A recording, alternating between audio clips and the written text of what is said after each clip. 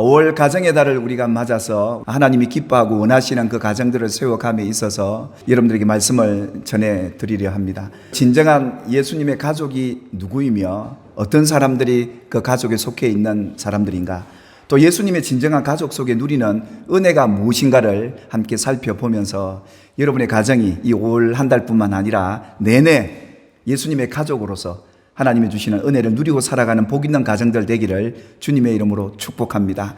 예수님의 가족이 누구인가 아마 여러분들 자신들을 오늘 살펴보게 되는 시간이 될 거고, 또 예수님의 가족들로서 우리가 누리고 있는 그 은혜를 제대로 누리고 살고 있는지, 또 누리지 못한다면 왜 그런지 그 이유를 함께 살펴보는 시간이기에 아마 여러분의 가정에 유익한 말씀이 되리라 생각이 됩니다. 예수님의 진정한 가족 과연 누구일까? 어떤 사람이 예수님의 그 가족이 될 수 있는가를 오늘 예수님께서 우리에게 말씀해 주고 계십니다. 예수님이 마지막 십자가에서 죽으시기 직전 십자가 곁에 와 있는 이들에게 말씀을 하죠. 그 어머니에게 말씀을 하죠. 어머니 마리아여, 제자 요한을 가리키면서 이 요한이 어머니 당신의 아들입니다 라고 얘기를 합니다. 그뿐만 아니라 그 제자에게도 이러십니다. 요한아 봐라, 이분이 바로 내 어머니다 라고 소개를 하면서 예수님께서 말씀을 하게 됩니다. 예수님이 마지막 십자가에 죽으시기 전에 이 말씀하신 이유가 있었습니다. 예수님의 진정한 가족이 누구인가를, 어떤 사람이 예수님의 진정한 가족인가를 그들에게 보이시고자 하는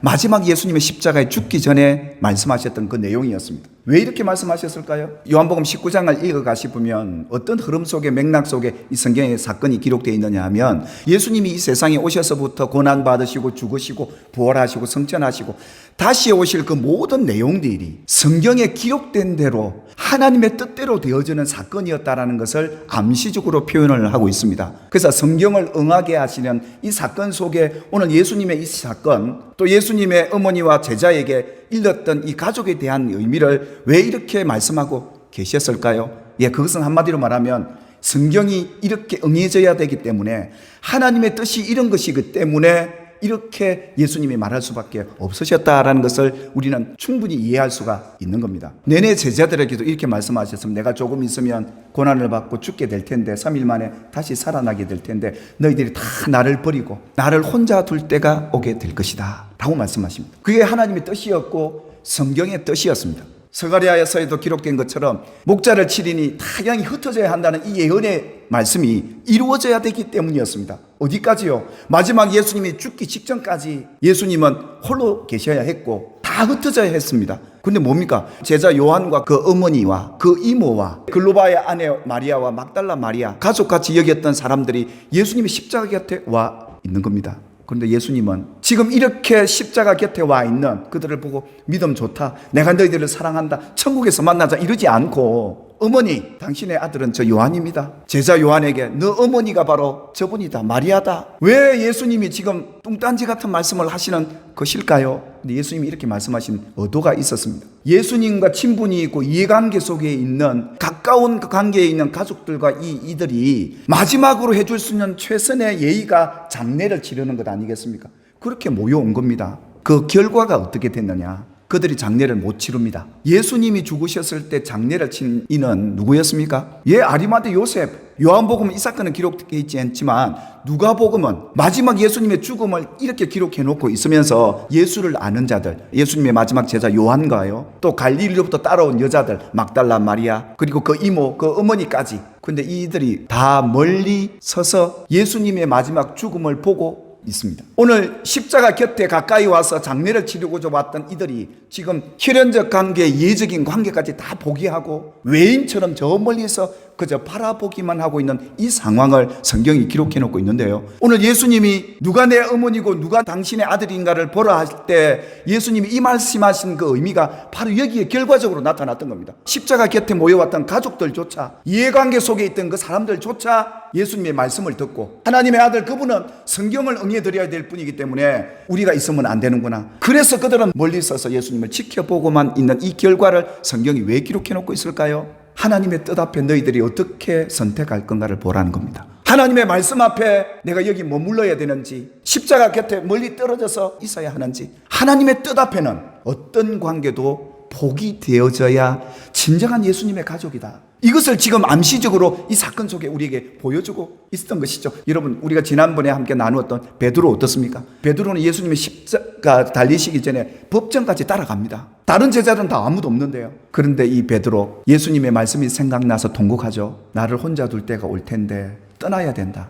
하나님의 뜻을 깨닫고 통곡을 하는 그 사건. 왜 예수님 곁에 있어서는 안 되거든요. 흩어져야 했고 예수님 혼자 계셔야 했습니다. 이것 또한 하나님의 뜻을 베드로는 받아들였던 것처럼 오늘 이 십자가 곁에 모여왔던 가족들조차 이 말씀 앞에, 이 뜻 앞에 순종할 수밖에 없는 이들, 바로 이들이 진정한 예수님의 가족이라는 것을 예수님이 마지막 십자가에서 우리에게 보여주고 나타내 주신 것, 바로 이것이었습니다. 십자가의 처형을 받는 사람들은 마지막에 어떻게 확인을 하냐, 뼈를 꺾어서 죽은 걸 확인하고 무덤으로 장례를 치르게 합니다. 예수님의 십자가 좌우편에 있던 이 사람들은 꺾어서 내려놓습니다. 근데 예수님은 꺾지 않아요. 그리고 어떻게 합니까? 창을 가지고 예수님의 옆구리를 찌르지 않습니까? 물과 피가 다 쏟아져 나오고요.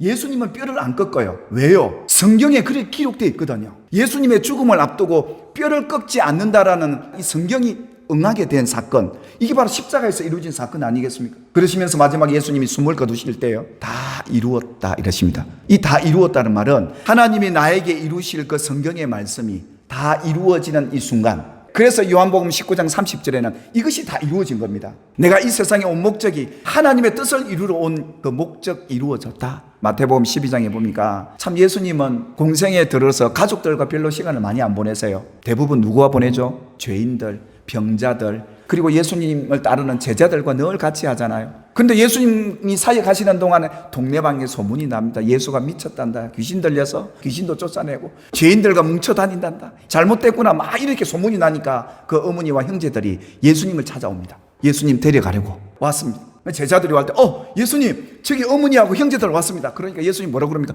누가 내 어머니고, 누가 내 동생들이냐, 이러시면서 충격적인 메시지를 전하죠. 나의 어머니와 나의 동생들은 여기 있다, 이럽니다. 예수님과 지금 함께 믿음의 길을 걸어가고 있는 그들을 향해서 내 어머니가 바로 이분이다. 내 형제가 밖에 있는 저들이 아니라 이들이다. 라고 말씀하시면서 하늘에 계신 내 아버지의 뜻대로 하고 있는 저분이 내 어머니지, 지금 밖에 있는 마리아며 내 형제들은 형제가 아니다라고 말씀을 하십니다. 예수님은 혈연적인 관계나 이 이해적인 관계보다 영적으로 맺어진 예수님의 가족을 원했던 겁니다. 그래서 예수님을 따라온 제자들에게 예수님이 이러십니다. 내가 세상에 화평을 주러 오는 것 같느냐? 아니다. 검을 주러 왔다. 서로 싸우게, 분쟁하고 불화하게 하려 왔다. 왜 그렇습니까? 예수님을 놓고, 하나님의 뜻을 놓고 세상의 뜻과 세상의 부름 앞에 함께 서게 될 때는 어느 것을 선택을 해야 되는데, 예수를 선택하면 혈연적인 가족이나 사람과의 맺어진 인간관계를 보면 저항이 생겨요. 서로가. 내가 어느 것을 한쪽으로 선택하게 되면 이쪽이 나를 잡아당기고요, 또 반대편을 선택하면 이쪽이 나를 잡아당겨요. 언제나 이런 관계 속에, 이런 갈등 속에, 이런 저항 속에 살아갈 수밖에 없는 게 믿음 생활이에요. 근데 여러분, 여기서 딱 뭐가 결정이 되느냐 하면 내가 누구를 더 사랑하고 누구를 더 믿는가가 그 선택 속에 딱 나타나는 거죠. 그러니까 예수를 믿는 게 그냥 쉬운 게 아니죠. 그래서 예수님을 믿는다는 게 단순히 평안만 누리는 시간만 있는 게 아니라 이런 불화의 시간이 올 수밖에 없다라는 것을 제자들에게 알려준 겁니다. 그런 속에 우리는 언제나 살아갈 수밖에 없다는 것을 예수님이 이렇게 천명하시면서 뭐라고 얘기합니까?